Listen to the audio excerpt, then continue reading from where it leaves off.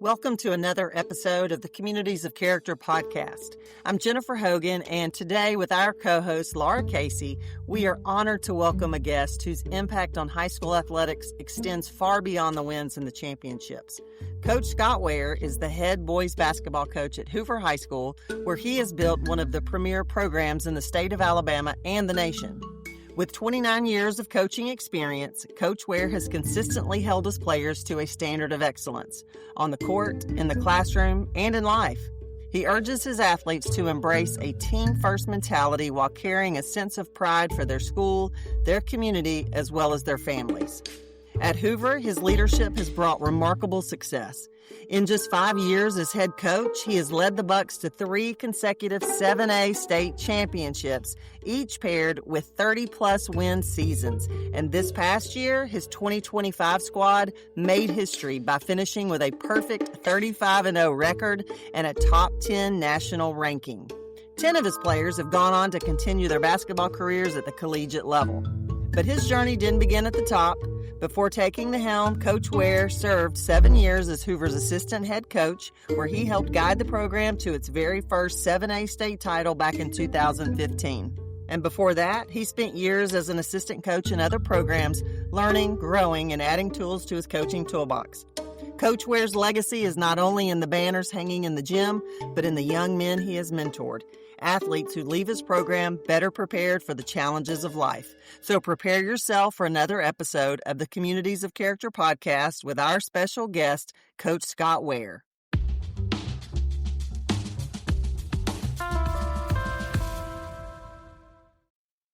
Welcome back to the Communities of Character podcast. To all of our listeners, I'm so glad you're joining us today. I'm Jennifer Hogan, and with me is my co-host, Laura Casey. How are you doing today, Laura?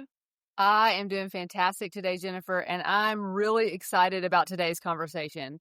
Anytime we get to talk with someone who's shaping young people's lives, not just through academics, but through athletics, especially a basketball coach, it feels extra meaningful to me. Absolutely. Sports are such a powerful avenue for teaching character and teamwork and perseverance and, all those lessons that carry us far beyond the court or the field. And we both get it. We're former coaches and we both taught lessons for life in addition to the skills and strategies for the court and the field.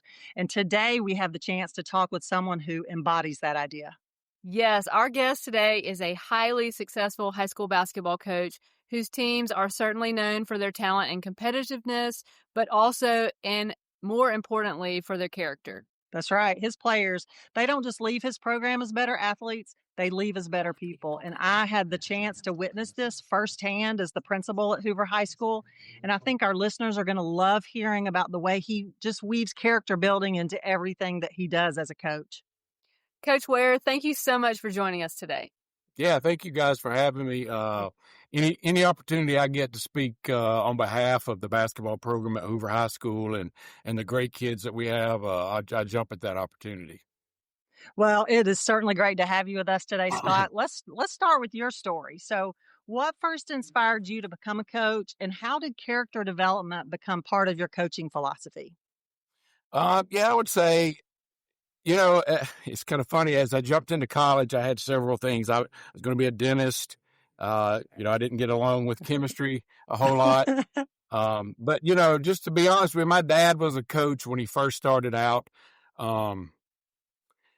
As he started to have a family, he needed to make some money. So he got out of it, got into the coal business. He was a safety man for ABC Coal and Drummond Coal Company later on. And, I would see as a young child, him still run into some of his former players and the way they still totally respected him for the way that he treated them, the way he pushed them to be better people. And just to call him coach, even though, they're grown men at the time, they still wanted to refer to him as coach. So that's one of the things. Another thing is I never was the greatest athlete. But the game came easy to me as far as seeing how to be successful, and not just basketball, but other sports I played. I could see, it just became easy for me to see how to help the situation to be successful. So I felt like, with the way that people treated my father, and just seeing that respect that people had for him, you could tell he had an influence on their life. With my ability to be able to see the game, and because not all great athletes can see the game that way. So if I could kind of push them with their ability to see it, and think about it as character building. I never really thought about it that way, and I still don't to this day. I mean, I don't have a lot of rules on my basketball team. One of the things we tell the guys is, do the right thing. The right thing will take you a long way. So we don't lay out a lot of rules. We just tell them to make sure that they do the right thing. And if you're doing the right thing, especially when no one's looking at you, you got some character to you.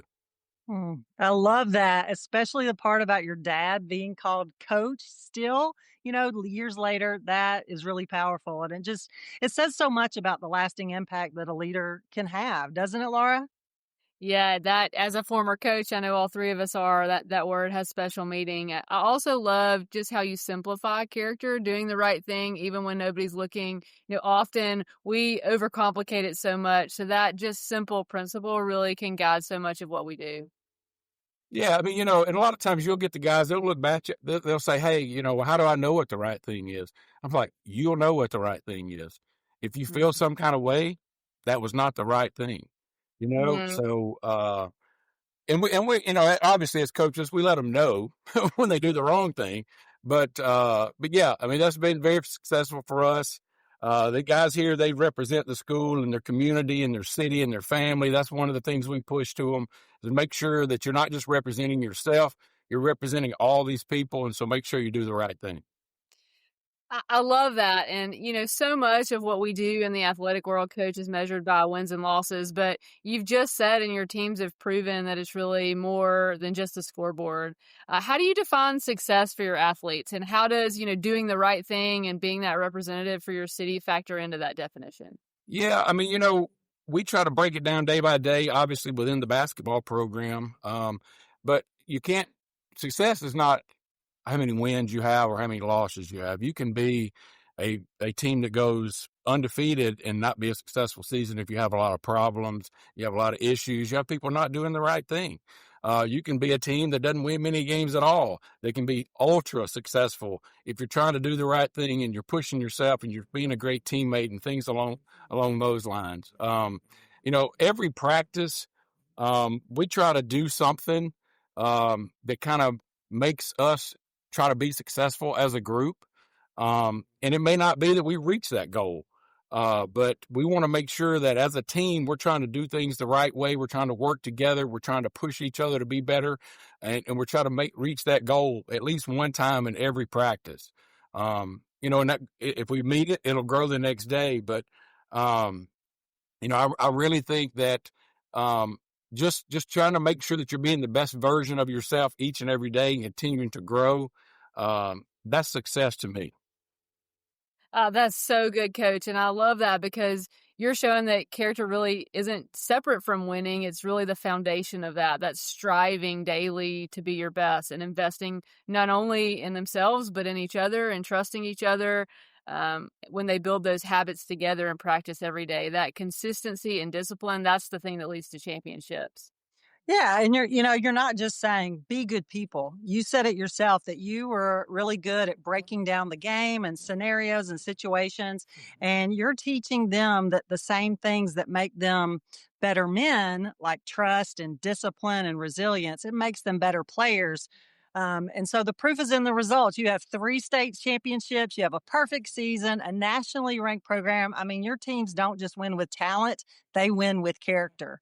So let's talk a little bit nuts and bolts. Like, what were some of those routines or rituals or team traditions, whatever you used to help your players grow as people and not just athletes? Yeah, well, just back to pushing the team thing, team first mentality. I mean, obviously with this past team, I mean, we had ultra talented players that could have definitely demanded the ball more, demanded more shots. But for us to be successful as a team and a program, we needed the team first approach. And so we had to try to get everyone involved a little bit along the way so that you kind of keep everybody kind of pushing along, keeping along, and not trying to be a ball hog here or a ball hog there. In which I had some guys that could easily in high school basketball in Alabama averaged 30 points a game. They averaged about 15 points a game. And that was what was best for the team. And so, back to the things in practice. Every day we're going to do some kind of shooting drill every single day in which we have a goal in mind. I mean, it takes every single person for us to actually get to that goal. It's not just about who's making the shot. We got to do something to get the ball to that person making the shots, and vice versa. Sometimes we'll do some drills where we put a certain amount of time on the clock and every player has to score at least 1 point. So, say Dwayne Brown, who's at Tennessee now, easy to throw the ball into Dwayne, him get his points. Now we've got to focus on getting someone else involved in the point to get that point. So just trying to make them grow as people, to make sure you understand that you're always going to be a part of a team. It may not necessarily be called a team, but your family's a team. You're going to have good moments. You're going to have bad moments, and you got to be able to be a stand-up guy and be there for your family. We try to relate a lot of those things to the game. Like if something happens and we're not getting something done the right way as far as basketball, not just me, the rest of our coaching staff as well, we may use an example about life instead of about what'd you just do wrong as far as basketball goes. Man, I love this. And, I think about Dwayne and the rest of the guys on the team from last year. And they were so unselfish. They were so fun to watch because they played as a team and nobody really cared about being the standout, the star. And they were by their own right because you had some really great players. But really what they cared about was winning as a team and making each other look good. And so they were really fun to watch. And I got a feeling that our listeners may want to come out and see your teams play this season because everything that you're saying, I mean, I saw it firsthand and you have done such a tremendous job with these boys and helping to prepare them to become men, not just great basketball players, but great men.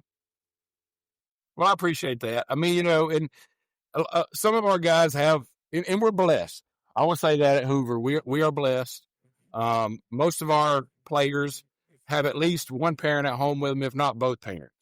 That's not always the case. So I have to give a lot of props to our parents. They do a great job before we get them. And they allow us to push their children to try to be better people, better men, better players. And a lot of the times, like I said, we use a lot of examples with them, especially from the men's side of it, because, I mean, you are supposed to be the leader of the home. And when things don't go well for you, I always go to there. Like, you can't just run and leave your family. Everything's not going to be hunky-dory in life. Everybody has ups, everybody has downs, everybody has problems. So we got to be stand-up people. And the same things happen within the game. And so you would see a lot of my guys pump somebody up that wasn't having the best night, or either just the way if someone else scored, the joy you would see in their face from seeing someone else good. And so all that goes into, obviously character building, even though you're not really calling it character building. So absolutely. And Coach, you've mentioned a little bit about adversity. So can you share a time with us when your team faced real adversity and how you leaned on your core values and the character pieces that you brought into practice to guide your athletes through it? Yeah. Go back to this last season. I mean, obviously for us to finish 35-0 in basketball and play a national schedule and travel all over the country, literally all over the country the way we did. We only had 2 games inside 10 points. All year long. So wasn't a whole lot of pressing adversity. But we did have a moment in the regional finals. We're playing, we come down, it's a 1 possession game. There's a timeout. Huntsville's setting up their plan to try to tie the basketball game. The coaching staff, we're out. We talk about how we feel like we need to defend this situation. We decided, I go in the huddle, tell the guys, look, this is how we want to defend this situation. This is what we think they're going to do. Let's do this. So keep in mind, this is to keep an undefeated season going to try to get back to winning the 3rd state championship. So there is some adversity there. The guys are feeling it a little bit. I can see it all over their face. They did not want to do that. And goes back to that word trust. When I could tell they weren't into that, I trusted them. And so I looked at them and I said, what do you want to do? And so back to them earning the trust from us and them trusting that we would listen to them. They tell us the way they want to defend it. I'll be honest with you, it was 100 times better than what we planned to do, and it worked out. So, just building those relationships, building that trust amongst each other, and them being able to just, feel comfortable enough to look at us and say, Coach, we don't want to do that. Mm-hmm. So, yeah, that was one of the situations that stands out for sure. Yeah, Coach, awesome. You mentioned the word relationship, and that's the first thing I think of is that you as coaches had built such great relationships with kids on your team that you knew they didn't like the plan. So that, that first step of just knowing the relationship piece, and then the second part of that in this high-stakes moment for you as a coach and a staff to even be willing to listen. And that says a lot about not only you and your staff, but about just the culture that you've built within your team, that you do really trust each other. That's really cool. Mm-hmm. Absolutely. And, Coach, you play such a huge role in their character. I mean, there's no denying it. Their parents are very, very important. And just like you said, a lot of kids in Hoover have great parents and they want you to push their kids. I want us to talk about, and I want to hear from you, like, how did you help your players connect the lessons they were learning on the court? Like you mentioned teamwork a lot, the discipline. How do you relate that to their lives outside of basketball? Yeah, it just goes back to, first of all, you have another shout out to the parents. I mean, they were great. I'll be honest with you. At one of the parent meetings, this was 3 or 4 years ago, one of them said, what do you need from us after I've given them my spiel? And I said, I need you to allow these guys, we have everything we need within this circle to be successful. I need you to allow them to stay within this circle. So everybody has opinions on what should happen. Please keep those opinions to yourself and allow the only opinion they hear is what's coming from this circle. And our parents did that, thus leading us to be successful. And that's hard for parents because they have their opinions of what they want to happen. But, just like you said, to relate it to outside life. So just this past week, we're in the middle of conditioning right now, preseason conditioning, and no one likes running up and down the court and running bleachers and running stadiums or whatever. So some of it's 3 or 4 weeks in. Some of the young guys, they're not there yet because we do everything as a program. It's not just our varsity running. We run varsity, JV, and freshmen. We all run together. So some of the freshmen are kind of giving in, bogging down. They don't think they can make it through. So you hear some of the older guys trying to push them, but they're just not listening. So we pull them up at the end, and again, it goes back to that thing about life, and we just talk to them about, guys, things aren't going to always be easy in your life. You can do great things that you don't think you can do, but you have to be willing to put your head down and believe in yourself and believe in those that are around you to pull yourself through this. Some of them was even like shunning some of the older guys that are trying to help them make it through the times and things like that. And so the next week they were a lot better. Now I'm not saying it's because we talked about that, but it's just, you got to see growth. And maybe just by us not fussing about not being able to make the actual time that we're running, but relating it to life, I think sometimes it allows them to process that, this is bigger than just basketball. This is me learning how to face adversity and push through it. That's awesome. And this is why I love sports so much. I mean, you're not just preparing them to get ready for their season or for the next game. You're preparing them for their next chapter. You're preparing them for the rest of their lives. So kudos to you and kudos to your program. Yeah, Coach, one thing I've noticed that you've mentioned several times is you talk about parents and the role that they play. And, as coaches, we get our athletes for a couple hours a day, but the majority of their time, the parents are the ones shaping them at home. And it's so important for our players to know that the values that they're learning on the court are the same ones that are being reinforced at home. And that kind of consistency makes all the difference in teaching kids. So character doesn't grow in isolation. It takes community, it takes parents, it takes teachers, it takes all of us together as part of that circle. So how do you engage parents to help reinforce the values you're teaching on your team? Well, again, we just try to lay it out and tell them, trust us. First of all, I'm blessed. I have 5 amazing assistant coaches who are outstanding men who, again, love the game of basketball, but love kids more. So we try to tell them, we're not going to do anything to harm your children. We're not going to put them in harm's way. We're going to push them to be the best version of themselves they can be. So please trust us and allow us to stay within our circle, keep that message within there. Just thanking them every time I get an opportunity to. I don't have a lot of parent meetings. As a matter of fact, I think I've been the head coach here 5 years. I've had 2 parent meetings. So they seem to trust us. Now, winning helps. We know that. As coaches, we all know that. Uh-huh. Winning helps. Because when you're winning, everything's a little easier. So we've been successful with that, but I will give props to them. They've allowed us to coach their children, and even backed us up when there's been some discipline issues and things of that nature. But I will say that we try to go to them first. So we had one just the other day. One of the ones that wasn't wanting to run, he was actually wanting to set out on his own, and a couple of my younger coaches were about tired of him. And I said, look, the first thing we need to do is call mom.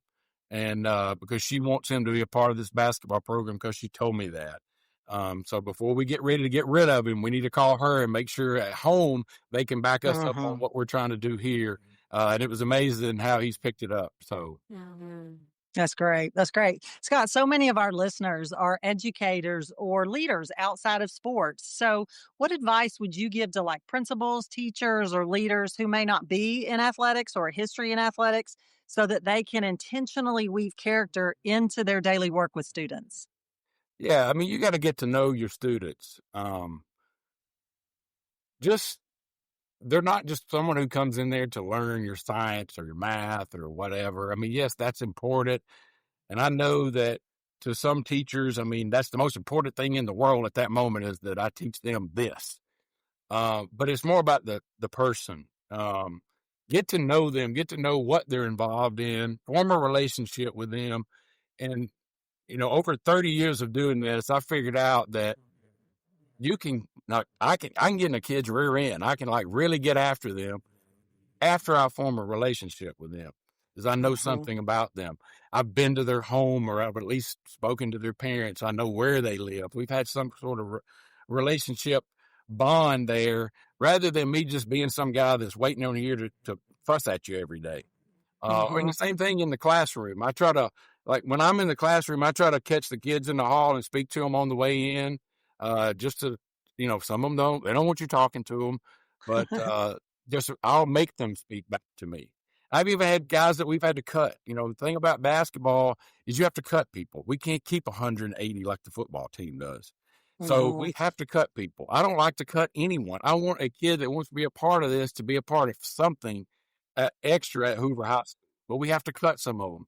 Of course, they get some kind of way and they try to avoid you in the hallway. I make it a point to make them speak to me because they're still important to me. They're just not good enough to be a part of the basketball program at that time. I love that. And I know from a long career in education that relationships are everything. Students, they just won't let you influence them if they think that you don't care. And I love how you're saying, I still love you. Even though you're not on in the basketball program, I still care about you. I want success for you. And that, that goes a long way on the court or in the hallway, like you said. Yeah, I've have spent several nights past midnight with guys that needed to tell somebody something, and they knocked on my door or whatever. Yep. So, yeah. That's really cool, Coach. And it kind of brings us to our next question. And looking back, when you think about your athletes who've graduated and are long gone, what do you hope that they remember most? Not about the games, but about the kind of people that you've encouraged them to become. Yeah, I guess just that I loved them. That I cared about them, that I cared about more about them where they are now in life when they're back speaking to me than I did where they were playing basketball. I care about the kids and I want them to know that. I got a sign in my office that says, it says, passion always looks like aggression to the unmotivated. So if you've ever been around me, I have a passion for whatever I'm doing. I'm pushing you, trying to push you past your point of basically the breaking point, so that we know you can handle it when it gets to that situation. So just to have the guys come back and they want to tell me what they're doing in life, where they are, you know, this is my family, whatever. But just for them to know that I cared about them more than just being a basketball player, that's worth more than a lot of money to me. So.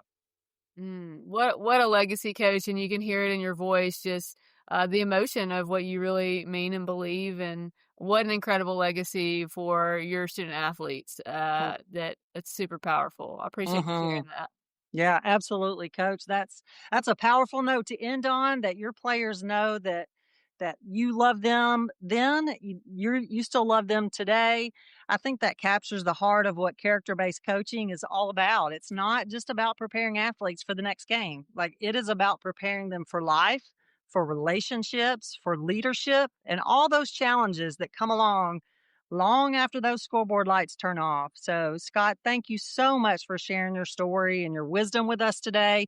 It is clear that your impact goes far beyond basketball. And I've got a feeling that our listeners may want to come and see a game or reach out to you for more information and insight. So, what are the best ways for our listeners to engage with you? Is there an email address where they can reach you? What's the best way for them to contact you?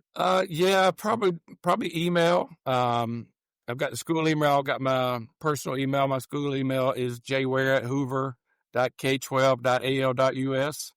And my personal email is sware2525@gmail. Check my email all the time. We'd love to have some people come out. If you've listened to this and you'd like to say something to me, I'd be more than happy to speak with you. Just thank you guys for thinking enough of me to have me on. And so maybe somebody gets something out of this. Yeah, absolutely. And for our listeners, we'll include this information in our show notes so you can reach out to Coach Ware if you would like more information. Yeah, I have to say what really struck me throughout this conversation is how much you build a culture of trust through the relationships, from giving your players a voice in those high pressure moments to celebrating them academically and truly caring about them, long after they're off the court. It's very clear that you've created an environment where your young folks feel valued, not just as athletes, but as people. And that's super rare. And it's something that your players will definitely carry with them forever. So true, Laura. For our listeners, I think there's such a powerful takeaway here. So, whether you're a coach, a teacher, a parent, or a leader in another field, at the end of the day, it all goes back to relationships. It's about consistency, and it's about showing people that you care enough to invest in who they're becoming. It's the essence of building character. Coach, thank you again for joining us and sharing not only your experiences, but your heart. You have given all of us a lot to think about. And to our listeners, thank you for being a part of this conversation.